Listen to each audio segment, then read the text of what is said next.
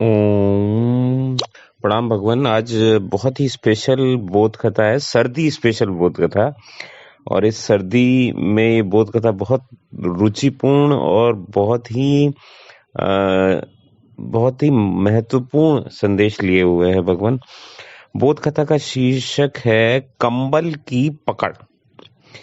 भगवान, एक फकीर बैठा हुआ था नदी के किनारे और अपने शिष्यों के साथ बैठा हुआ था।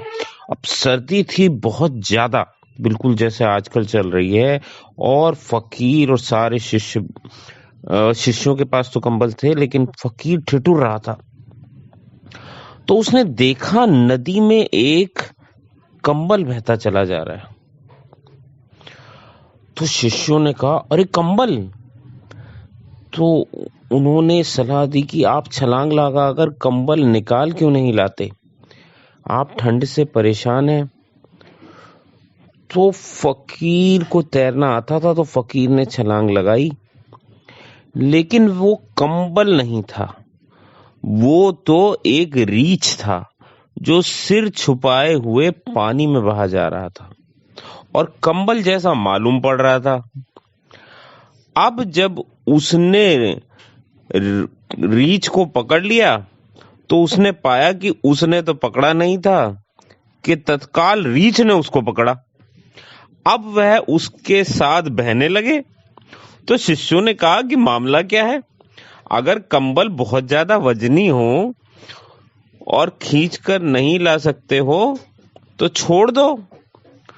तो उसने कहा कि अब छोड़ना बहुत मुश्किल है, क्योंकि कंबल ने भी पकड़ लिया है।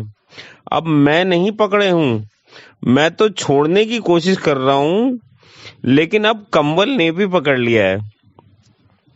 तो भगवान, ये जो बोध कथा का ये तो दृष्टांत ये है कि हम लोगों ने भी विषय रूपी जो कंबल पकड़े हैं वो बाद में रीछ ही पाए जाते हैं।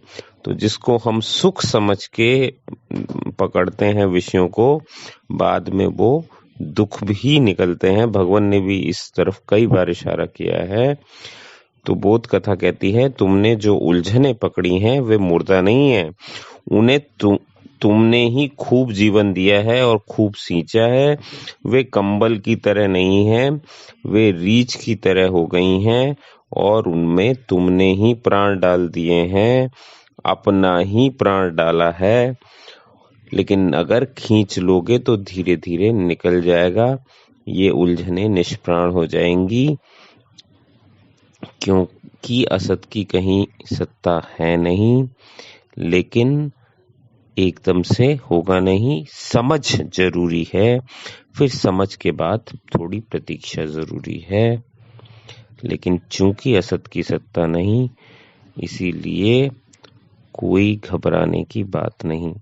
लेकिन ये सर्दी स्पेशल कंबल की पकड़ नामक ये बोध कथा बहुत ही इस मौके पे मुझे उपयुक्त लगी भगवान। आज इतना ही भगवान, धन्यवाद।